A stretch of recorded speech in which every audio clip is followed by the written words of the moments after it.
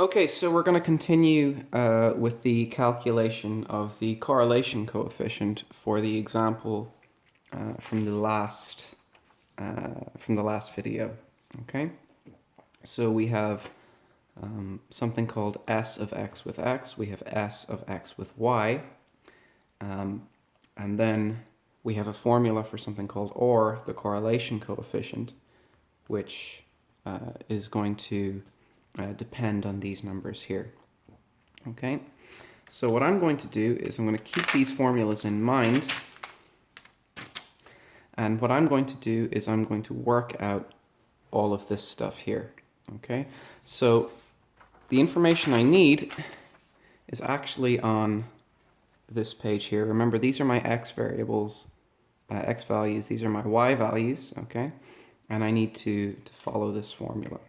Okay, so I'll just leave that slightly aside for the moment. Okay.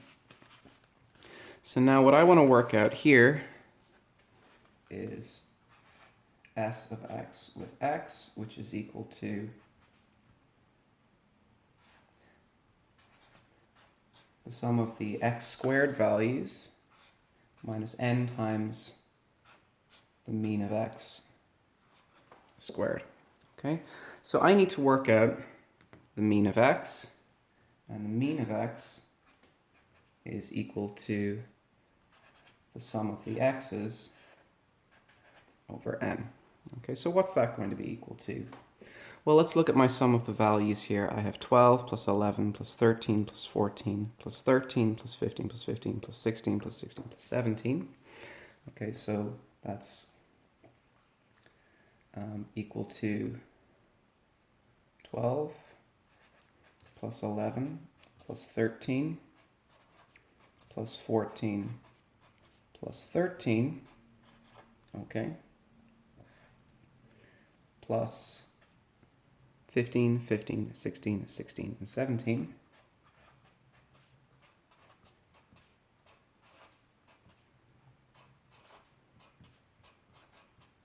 Okay, so that's the sum on top, and then I need to go and divide that by the number of readings, the number of observations, 1, 2, 3, 4, 5, 6, 7, 8, 9, 10 of them. Okay.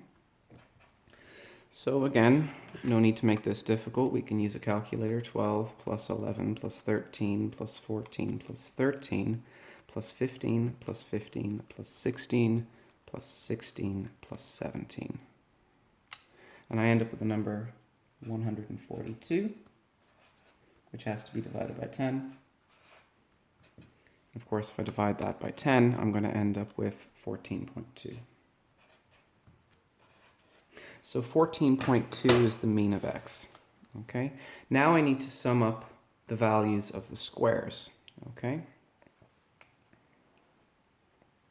And now what do I have here? I need the sum of the values squared. And what's that? Well, this is really simple. It's the sum, but instead of just having the numbers by themselves, I'm going to square them. So 12 squared plus 11 squared plus 13 squared plus 14 squared plus 13 squared, and then I have plus 15 squared plus 15 squared plus 16 squared plus 16 squared and plus 17 squared. Okay, so that's all of the numbers that I need. So what are these numbers? Again, use a calculator. Don't make your life difficult. So 12 squared plus 11 squared plus 13 squared plus 14 squared plus 13 squared plus 15 squared plus 15 squared plus 16 squared plus 16 squared plus 17 squared. And that number is 2050. Okay, so now I have found S of x with x almost. All I need to do now is do a bit of a subtraction, and it's a relatively simple subtraction. Okay, So what do I have now? Okay, this is my formula here for s of x with x. Okay, and what do I have? I have is equal to, well, I have the sum of the squares, which I worked out, and I have to take away n times the mean squared. Okay, so this is going to be equal to, I have the sum of the squares, which is 2050, and I need to take away n, which is 10, it's the number of observations, and I have the mean, which is 14.2, which has to be squared. Okay, so again, make it easy for myself, don't make it difficult. How do I do this? 2050, take away 10 times, and 14.2 gets squared. And that number is 33.6. Okay, so now I need to remember that number, okay? And we'll just highlight this. This is important, okay? Just so I can find it later, okay? That's an important number. I'm going to need to be able to find it later, okay? Okay, so that's s of x with x. My formula also requires s of y with y, okay? Which is just going to be the sum of the y squareds minus n times the mean for y, but that has to be squared as well. Okay, so now what do I have? Okay, well, I need to work out my y bar, okay? And how do I get y bar? Okay, well, look at my sales figures here, okay? I'm going to need to sum these up and divide by my number of observations, which is what? Okay, I have 31 plus 38, sorry, 31 plus 28, plus 32, plus 35, plus 30. I have plus 36, plus 35, plus 38.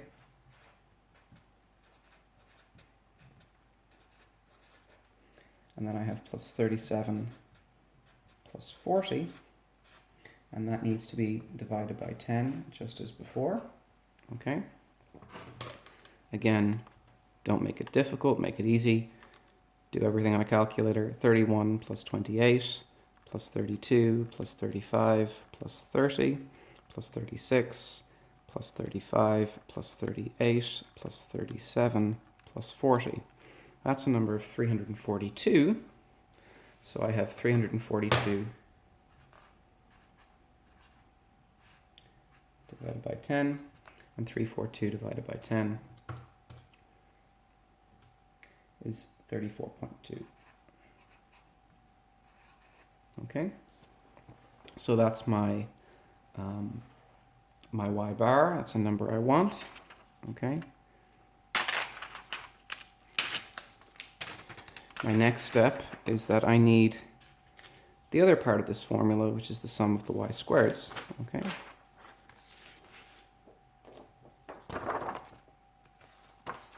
How do I get the sum of the y squareds? Well, that's really easy. I just add up all the numbers, but squared, okay? So I have 31 squared plus 28 squared plus 32 squared plus 35 squared. I have plus 30 squared plus 36 squared plus 35 squared plus 38 squared. And I have plus 37 squared, and I have plus 40 squared. Again, don't make it difficult, make it easy, do it on a calculator. 31 squared plus 28 squared plus 32 squared plus 35 squared plus 30 squared plus 36 squared plus 35 squared plus 38 squared plus 37 squared plus 40 squared, and that number is quite big. That is 11828. Okay, and now I'll be able to find s of y with y, which was the sum of the y squareds minus n times y bar squared. Okay, so what is that? That is this 11828, and I subtract away 10 times, okay, and as a reminder, my y bar, my mean for y, was 34.2, so I have 34.2, and that gets squared, okay. So now, calculator, I still have my 1128, okay, so I'm going to take my answer. Let's clear that. It's probably easier just to type that. Yeah, okay.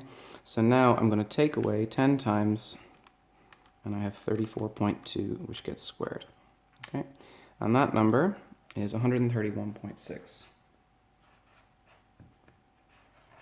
Okay, and again, that's a number that I'm going to want to be able to make reference to. Okay, so I'll just underline that and remind myself that that is a number that I'm going to need later. Okay, so I've worked out my s of x with x. I also have s of y with y. The other term that appears in my formula is finally s of x with y. And it doesn't matter if you have s of x with y or s of y with x. It's the same formula. Okay, and just give me a moment here. I'll just have the formula in view for myself. What was that? That was the sum of the products x with y, and now I have minus n times x bar times y bar. Okay, so I need x bar and y bar, but I have worked out both of these numbers in earlier work. Okay, the only thing I need now is this sum of the products x with y, and that's really simple.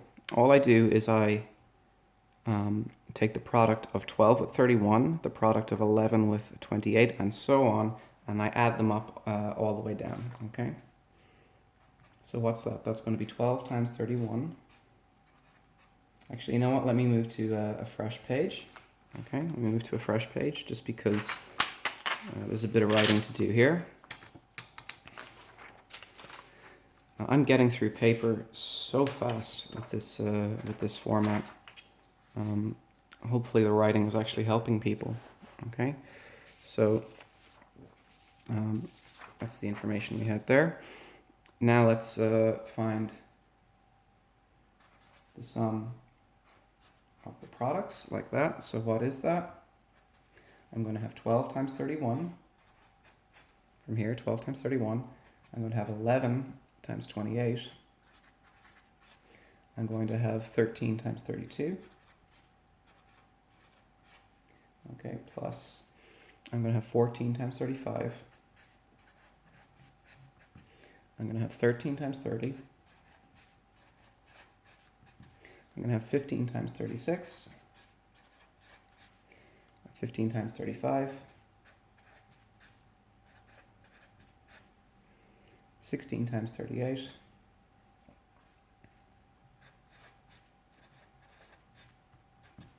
I'm going to have 16 times 37. And finally 17 times 40.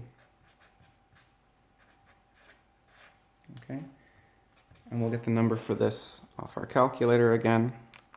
I have 12 times 31 plus 11 times 28 plus 13 times 32 plus 14 times 35 plus 13 times 30 plus 15 times 36 plus 15 times 35 plus 16 times 38 plus 16 times 37 plus 17 times 40. That number is 4,921. Okay? So now, s of x with y is equal to the sum of the products, x with y, minus n times the x bar and the y bar. Okay, the mean for x and the mean for y. And I have worked these numbers out already. So this is equal to 4921 minus n was 10, the number of readings. My x bar, I'm going to have to go through my notes just a little bit here. X bar was 14.2, just from earlier work. And y bar was 34.2. Okay. So I have 4921. I'm going to take 4921, take away 10 times, let's clear all of that. 4921 minus 10 times, and I have 14.2 multiplied by 34.2. And that number is 64.6. Okay? And that is a number that I need to be able to make reference to. Okay? So now, I actually have everything I need to go and calculate OR. Everything I need. Okay? So, let me put together some notes here. Okay? So, now, what's my OR? Well, then OR was equal to what? Well, my formula was that I had s of x with y, the thing I just worked out. I have s of x with x. I have s of y with y. They get multiplied together. Sorry that I can't distinguish between my x and my multiplied by in this format. But hey, you know, it's one of the difficulties of trying to teach this way. So this is a multiplication, this is s of x with x, this is s of y with y. And I have all of these numbers now, okay? So OR then is equal to what? Well, s of x with y was the number we just worked out. S of x with y was 64.6, so that's 64.6 on top, okay? Okay, and then on the bottom, what do I have? On the bottom, I had s of x with x, which is here. Okay, this is 33.6. It was a number we worked out earlier. That's going to have to multiply s of y with y, a number I worked out as being 131.6, which has to be square rooted. Okay, so we went through quite a lot of long and reasonably difficult calculation, but we're very, very close to an answer now. Okay, I just need my calculator. Okay, so what's this? You can type it in on the calculator. Maybe you can see it here. I have 64.6. On the bottom, I'll have the square root 33.6 multiplied by 131.6. And I end up with a number, and it's going to be a decimal, and it's 0.97148. Okay?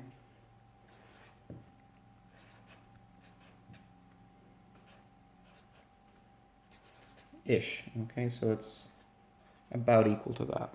Okay? Now, what does that mean? Okay, what does the number OR actually mean here? Well, it's describing the strength of the relationship. Okay? And it works like this, okay? OR is always going to be between -1 and +1, okay? And the way this works is that if OR is close to +1, that means it's a strong positive relationship.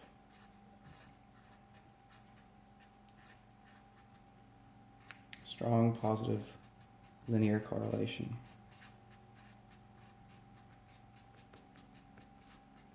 Okay, strong positive linear correlation. On the other hand, oh, I forgot my soak sheet. Okay, hopefully it'll be clear enough anyway. If or is close to -1, then it is a strong negative relationship.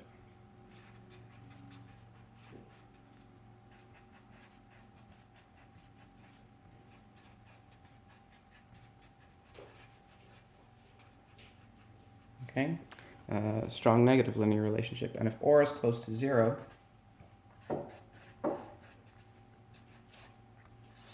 that means that there is no apparent relationship.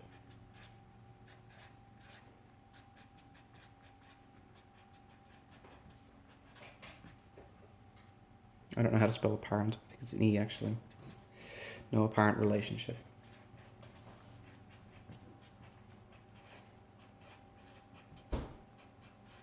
Okay, so it's always going to be a number between -1 and +1 that's going to describe the strength of my relationship.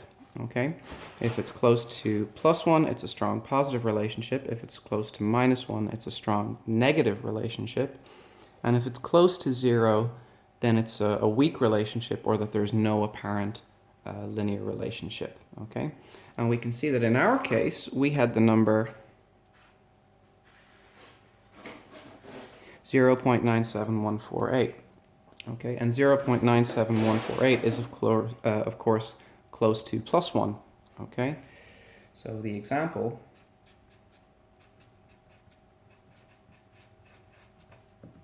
is that or is equal to 0.97148 is close to +1, and that means we have a strong positive linear correlation.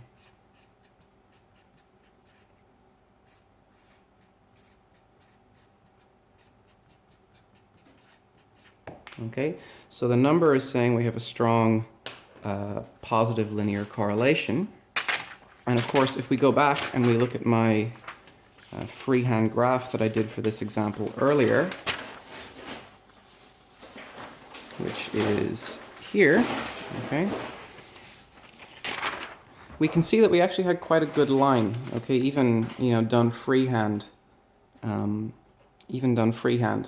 So this is a strong positive linear correlation, which means that X and Y have a strong relationship, and that X can be used to predict Y, and that Y can be used to predict X. Okay, I'm going to stop that there, and we'll talk about how to actually find this line in the next video.